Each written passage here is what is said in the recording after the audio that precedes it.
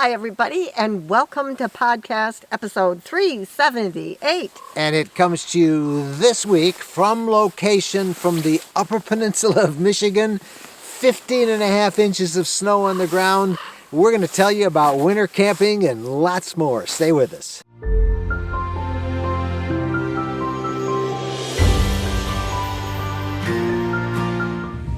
Hello, everybody. I'm Mike Wendland, and this is my lifelong traveling companion and my bride, Jennifer. Hello, my dear. Hello, Michael. What's the temperature? I don't know. What is it, 5, 6, 7, 16, 13? I think it's about 7 degrees above zero, and we are coming to you from our snowy but plowed out campsite at Tequaminon Falls State Park in the Upper Peninsula of Michigan. The closest city is? Paradise. That's really its name. And it is, isn't it? It is a paradise. It's lovely up here. Yep. 10 miles that way is Paradise. It's on the shoreline of Lake Superior. Bo is in the RV, and you might hear him barking. Those of you listening to just the audio version, the YouTube version of the podcast, you can actually see all the things we're talking about. And on the blog, rvlifestyle.com, in the show notes, we'll have photos of much of what we're talking about. So you'll get lots of info. We are big-time winter campers. We love it. This is, in fact, we figured this out. For Jen and me, it's our 10th time camping in January in the snow in the Upper Peninsula. And I want to do it again next year, and I say this every year, and it never works out. I want to come up midweek, like Tuesday through Friday, before everybody who has to work during the week Those are ravens that you hear. It's really nice. I mean, to have the place all to yourself, basically. Yeah, we're recording this actually on a Friday, and our campers, there's going to be a bunch of them coming in from really all over the place. They aren't going to arrive probably until this afternoon, so we still are pretty much empty in the campground. But Jennifer is right. There are a lot of people who come up to this area on the weekends because the Tequaminon Falls is spectacular. We just came. There's two sets of falls. There's the upper and the lower. The upper is the big one, and that's the one that's the postcard everybody has seen from Upper Peninsula of Michigan. We just went there on a Friday, and I was the only person on the platform, and Bo was the only dog on the platform. And the falls in the winter are beautiful. They never freeze. People think they freeze up. And I didn't go with you for a reason. If you remember last week's podcast, we were a little doubtful whether we would be able to come on our annual campout because I got COVID. She got COVID. How are you feeling now? I'm feeling really good. We treated it very aggressively, and seems to have worked. So I'm not doing everything like I would normally do, but I'm grateful to be here. It makes me more determined to come back next year. And when and if you do come here, Upper Falls has its beauty. Lower Falls is spectacular as well. And do the river walk. A lot of these walks I'm not going to be able to do this year. I should be covering up my nose and my mouth. Yep, but you'd be doing that anyway because it's cold out. It's cold. Right? Yeah. So we have a bunch of other people who are coming up. As I said, Jennifer and I first started winter camping 10 years ago. This very same spot that we are coming to you from this week. And it was really cold. It got down below zero overnight. And I remember I opened the window, the shade. I didn't open it so the air came in. I opened the shade. And I looked out, and over on the lot adjacent to us was somebody in a tent. And I was so proud of it, but you said when you pointed out the tent to me, yeah. What am I bragging about? And this year we've got the same thing with tenters. Yeah, a bunch of tenters down not far from us. And I told him he's got to get out of his 177 rut. Every year we come back to the same one. Spot. And I pick out other sites that I think are better. I don't know, you got this thing for the vault toilets. Yep. Right across the way is the bathrooms that are shut. The water's frozen. All the water is turned off because it's so cold. It was zero this morning when we woke up. But they do have vault toilets. And the beauty of vault toilets in the winter, they're available? They don't smell. Is that debatable? That's debatable. Yeah. So anyway, we thought we would do the podcast from up here. And in a little bit, you'll meet some of the other RV campers who love to camp in the wintertime. And they're going to give you some hints on why you should put winter camping At the top of the list is something we have been talking about a lot, and that is the fact that in the wintertime, you're apt to find a campsite. That you are, but what really surprises me this year is a couple of our spots where we normally camp, there's tenters there, and I mean little tents. Little pup tents. And I sent a picture to my son, and my son texted me back and said, "How do you change your clothes?" Because it was just barely enough room to get in there and lay down to sleep, but changing wardrobe. Pretty small little tents that these people are in. They put a little heater because they do have electricity in the campground. There are vault toilets. So how do we stay warm? That's the other question everybody asks. And I put some pictures up on our Facebook group. It was 0 this morning when we woke up, and it was 71 inside the RV, and we were so nice and cozy. Very comfortable. And all we Except for run Bo. is our regular heater, our propane heater, and we also, because there's electricity, we have a little small ceramic heater that we turn on as well. And sometimes we can turn off the RV heater, and we just love it. So what do you do up here when you're camping in the wintertime? Normally you would take a lot of hikes, and you and Bo did the hike down to the falls We've without done me. 3 already today. Yeah. And I'm trying to behave, but it's very, very hard because I've got all my special places that I like to walk. And I think wherever you camp in the wintertime, you will find wonderful things to see. There's something about the snow that makes everything look fresh and clean. We up here in Tequaminon, which is one of the few state parks open year-round in Michigan, we always go out to the Lake Superior shoreline and Whitefish Point. We went out there this morning. Beautiful. I don't think I've ever seen it so beautiful as this morning. Oh my gosh, we ran The up and sunlight, down. we had some blue skies, sunlight, the snow, frost on the trees. Gorgeous. We ran up with Bo up and down the shoreline. Well, Jen didn't run. I didn't run, but I walked fast.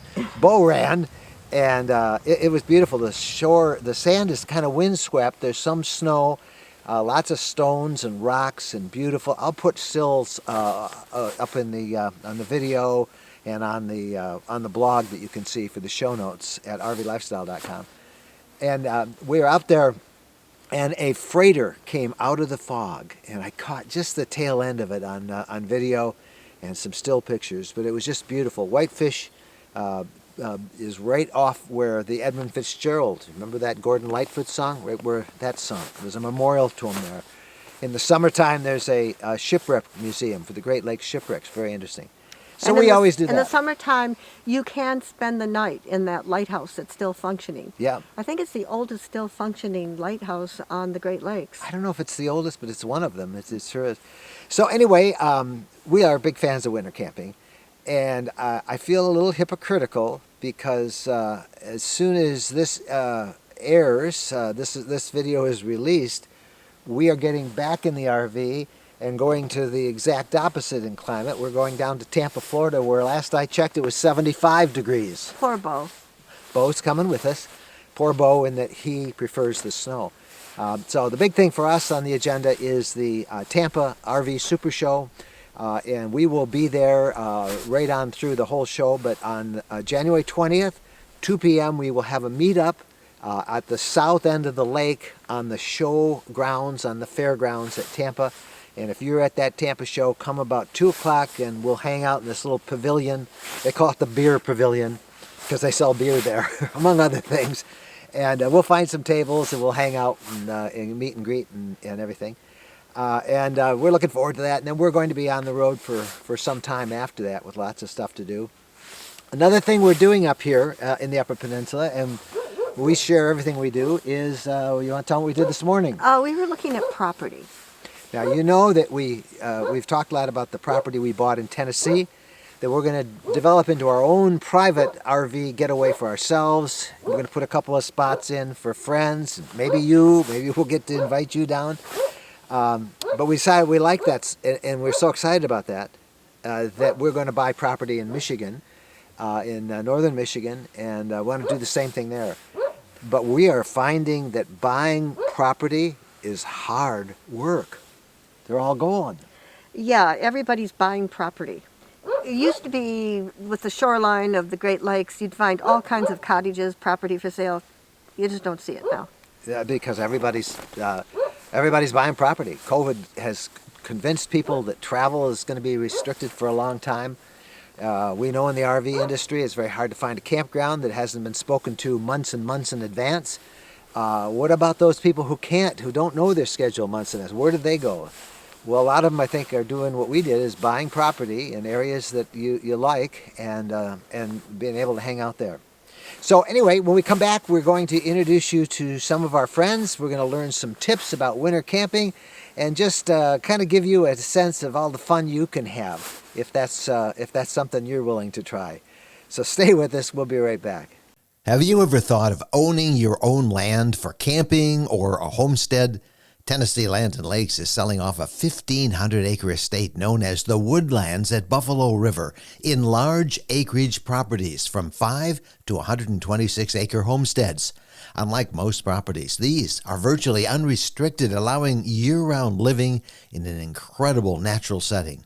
These are multi-use properties. You can camp on them, build a dream house if you want, a cabin, a barn, a garage. It's your land, and there's no HOA, no rules. It's your property, your way.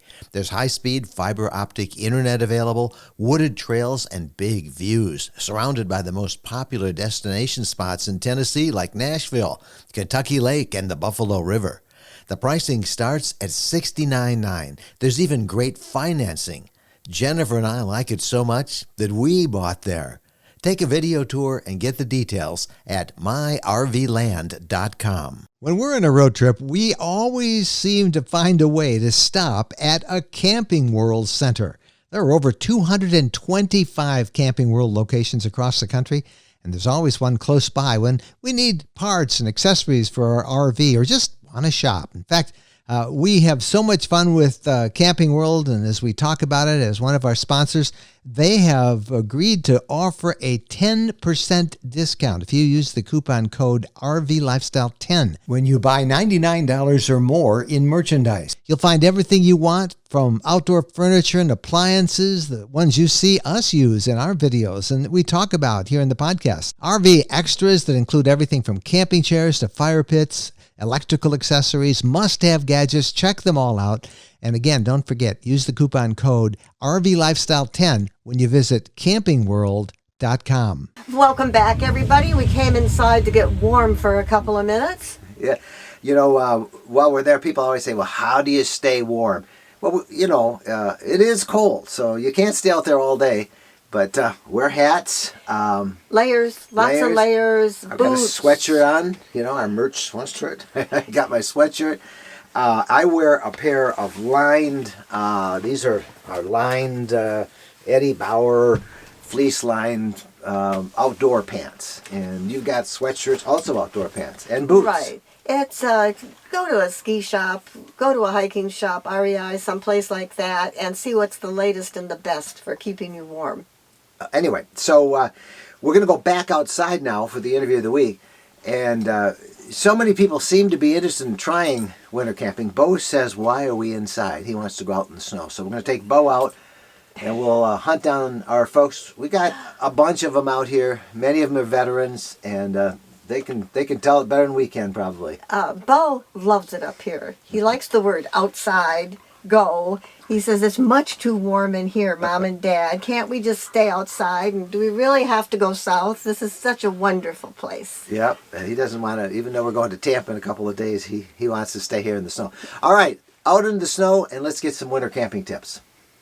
I'm Leanne Sterling. And I'm Rick Corral. And you guys have been doing this now year after year. This is my sixth year and her My fourth. fourth year. Okay. So I guess that calls for two tips. yeah, we have two tips here. Yeah. Well, one thing new for me this year was to bring a gray water jar to set on my kitchen counter to collect those odd bits of gray water. And we got to spell it out a little bit for people. well, when you're rinsing out your coffee cup, Yeah. Stuff like that. or your soup bowl, and just have a place to collect Yeah. that water, because we're not using any water in our sink, obviously, or anywhere else on the road trek. The other thing that we always bring is snow shovels, and also metal shovels because of the ice pack and the heavy hard snow. So digging out the fire pits and all of the picnic tables, it comes in real handy. you always use a shovel. So I consider your tips extra good because you are people from the Upper Peninsula. So you are used to dealing with Yeah, snow dealing and with ice, snow. and you've been here for years. So you are like natives up here, Yeah. and so you can give us lots of good Dress tips. warm. Dress warm. Layers. There's no such thing as bad weather. How does it go? No such thing as bad weather, only bad clothes. Ah, that's true. Very true. We have fun. That's what it's all about. All year round. Yeah. I'm Patty Bonham. And I'm Steve Bonham. And your winter camping tip is what? Well, one thing we've learned is to carry. So we in order to be able to use our bathroom in the van, we carry in all of our water, we carry like a bucket that we use to wash our dishes and put the gray water in. And then of course we use the black tank using antifreeze. You can talk to. Yeah. So we pretty much, between having dishwater dumped in a bucket, being able to use our black tank, we keep electric tea kettle by the sink for hot running water. As long as our heat's working, we're not really roughing it. And just enjoying it outside? What's your tips for that? Just get outside and enjoy it. When you look outside and it's cold and snowy, don't go back in. Just put on your layers and go out. And if you're outdoors people who like to travel because you like it quiet and you like beautiful skies, you can't beat winter camping for quiet and beautiful skies. And I noticed you're staying very close to the fire too. Yes. We like winter camping because as long as we stay warm. So. Yeah, well, I wear several layers. I find that I was snowshoeing a little while ago, and then I don't need the fire because I'm out active and I'm warm enough, but when I'm just standing still, the fire is nice. Yeah. Well, it's actually pretty warm now. It's probably up near 15 or so, so it's a good 20 degrees balmier than it was last night, so this is no problem at all. Hi, I'm Dave Steineder from Lincoln, Nebraska. You Yes. came all the way to the Upper Peninsula from Nebraska. Right. How about a tip, your number one tip for winter camping? Test everything before you take off. Now, what do you mean? Well, make sure everything works when it's cold in your RV. And also, like we just discovered that our coffee maker will not work. Oh, no. Fortunately, we have a spare. So, but That could be a real crisis. Yes, for us it would be. But it does. Winter camping does put a little more stress. Yes. What things in particular should people pay attention to? Batteries is of course one thing. Your propane, furnace, all that, because if you get out in somewhere where it's 10 below, like it was the other night for us, and that furnace doesn't work, and you don't have plug-ins for any alternative heat, you get cold. But fortunately, everything worked, so we're in good shape. Unfortunately, the great coffee crisis is mitigated by having two. Yes, two. As a backup. That's right. Well, welcome to the woods, Dave. Thank you. I'm Janet Matthews. And your winter camping tip? My winter camping tip is get Reflectix and put it in all of your windows to keep the toasty warm inside your rig. And Reflectix is kind of like this It's bubble insulation wrap, right? Yeah, it's aluminized sort of bubble wrap stuff that you can get at any big box store. I think I got mine at Home Depot, but I've seen it in a lot of other stores. And you cut it to the size of the window? You can cut it to the size of the window. Some people have gotten really fancy and stitched along this and made hems along the side. I didn't. I just cut mine and stuck it in the window, and there it sits. And it keeps it warmer? It's insulating, and it keeps the heat inside. In the summertime, though, it keeps the cool inside too. So it's the same kind of material, basically, that you find in those windshield covers, the sun shield things. I don't know what you call them, but they're great for insulating. And get yourself a nice toasty sleeping bag, and you're in heaven. And a really cool fuzzy hat. Fuzzy hat. Yes. Thank you, Janet Matthews. You're welcome, Mike Wendland. Hi, I'm Jerry Smith. I'm from Holly, Michigan, and I do this once a month through the winter. And we should point out, he is tent camping. Yeah, tent camping. And you do this once a month in the winter. that's correct. What's the coldest you've ever camped? 10 below, 10 below. without electric heat. How did you stay warm? Well, again, the 20 below bag does the trick. Plus, I have a little Coleman stove that I used for heat, and it stands up. I do real good in the wintertime with that.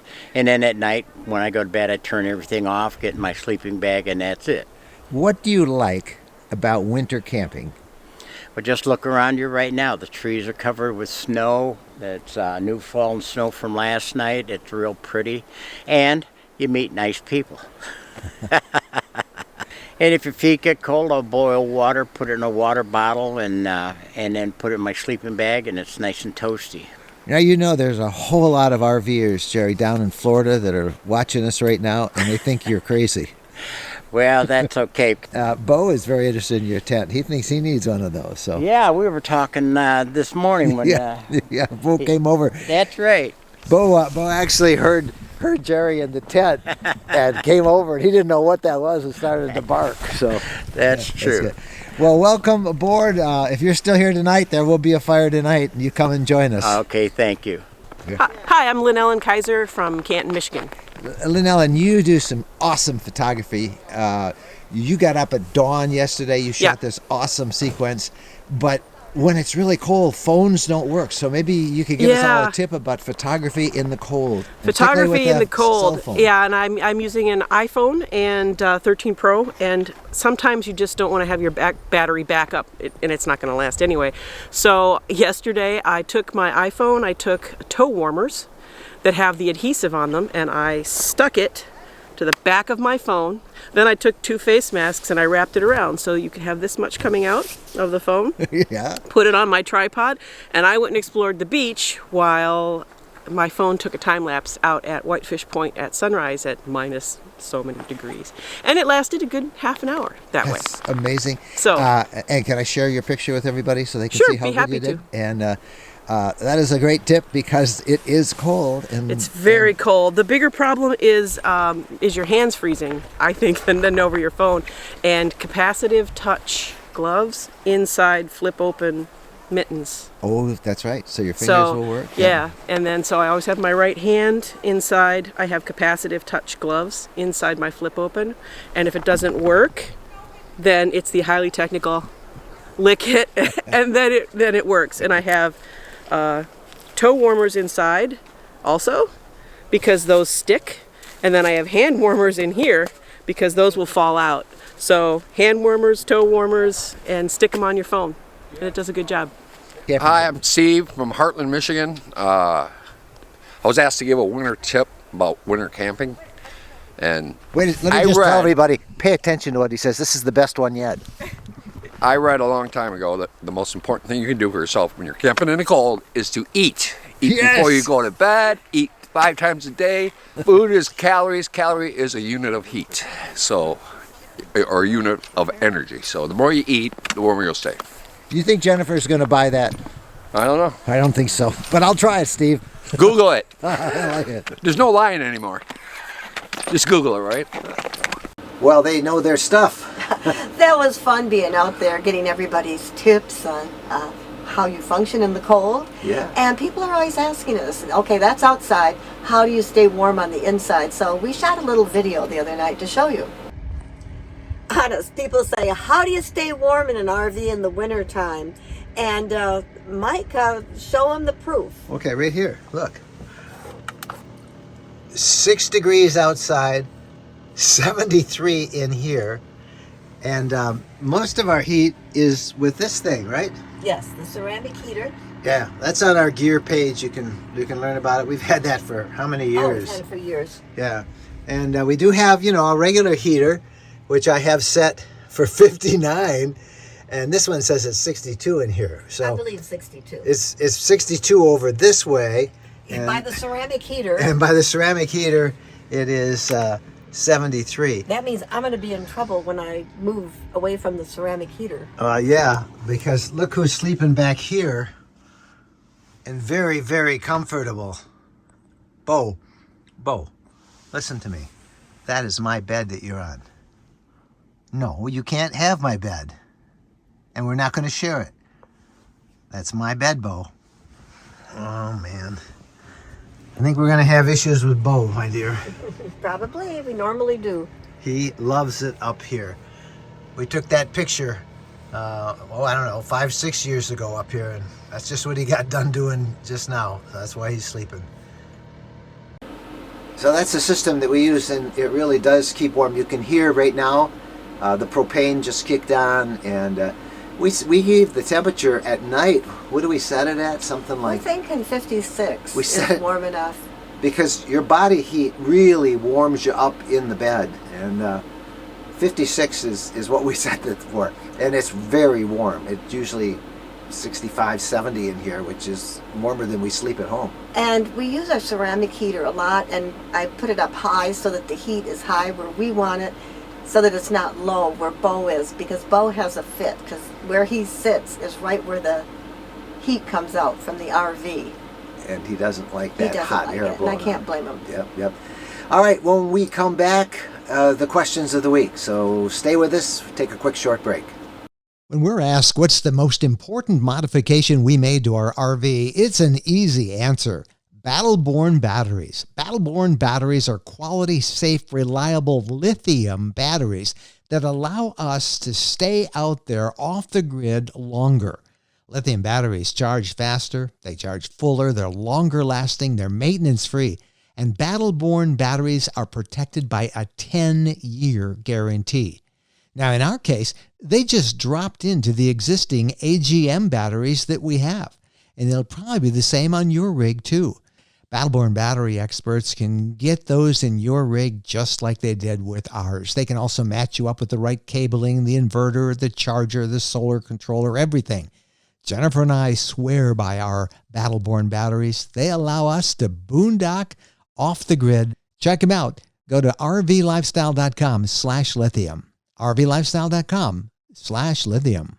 Now it's time for questions of the week, and we have been collecting questions about winter camping. Mike, what do we have? Several of you have asked us this question. This latest one comes from Carol, and she wanted to know, what do you do about trash and about dumping your tanks when you are winter camping? Well, of course, every place is different. At Tequaminon Falls, where we are now, the dumps, they're closed, because it's a plumbing system, septic system, and it's susceptible to freezing. And it does get way below freezing up here in the Upper Peninsula. And that's true of a lot of state parks around the country, and city parks and county parks and RV resorts. If they're open, many of them will have the dumps closed. So you need to check that ahead of time. What most of us do is we do use the black tank, but we empty it at a truck stop, or in my case, there's an RV dealership not far from my house, and when we get back home, we go over there, and for a small fee, I'm able to dump it. The issue of trash, there are dumpsters available. The dumpsters, are always accessible. And they do, you just bring your garbage there. So that's a nice hike for us. We like it. But, when you go out, you can drop it off. They don't pick it up, but there are dumpsters available. And at least in Michigan and in many other state parks that we've seen around the country, RVers who are traveling can usually, when they're open, use the dumps and also the dumpsters for garbage. They usually charge a small fee for that as well. But winter camping up here in the Upper Peninsula at Tequaminon Falls, there are dumpsters for your trash, but you can't empty your black or your gray tanks. As you'll hear, as you heard in the interview with many of our friends who are camping here, some of them collect their own gray water. We just don't make any. We put everything down that we have to, if there's gray water or brushing your teeth, down the toilet, and we use antifreeze to mix it up so it doesn't freeze, and that we can empty it when we get back home. Hope that makes sense. That's that question. Jen, what do you got? Okay, we have a question from Marcia, and it is, how hard is it to snowshoe? And it's not that hard, but let's talk to an expert. Well, we got a whole bunch of experts. Okay, you guys, how hard is it to snowshoe? On a scale of 1 to 10, I would say it's a 1. What's walking without snowshoes? Yeah, no, it's not hard. I think the hardest part is putting the skis on or snowshoes on for the first time if you don't know how to use them. But it's not hard. Yeah, it's more like almost like marching because you do have to pick your feet up rather than shuffle, and you do have to put your feet a little farther apart than you would normally. So you don't want to Step on them. So that's it. It's more like a marching and a little farther apart. As you can see, there is a claw at the bottom, and so if you're in a slippery spot or on a hill, you just dig that part in, and then it grabs you and you maybe don't fall. Actually, We both it fell makes it yesterday, easier with the snowshoes walking in fresh snow than just traipsing through without the snowshoes. Yes. Oh, absolutely, because you don't sink down as much. Right. Is this your first time? This is my first time. I'll let you know. You're standing up, man, so that's good. That's right. Yes, you have to learn how to get To up. me, it seems like it'd be easier to walk, but of course, it depends how deep the snow is too. Right. It's steep. I tried walking back there. Yesterday. It was too deep. So. Burn more calories. All right, let's go snowshoeing.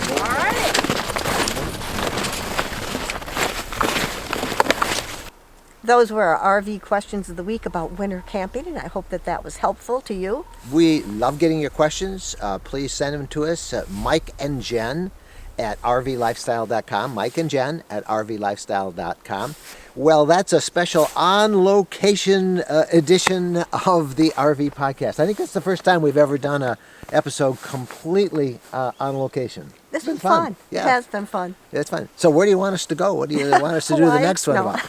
Don't say Hawaii. Alaska.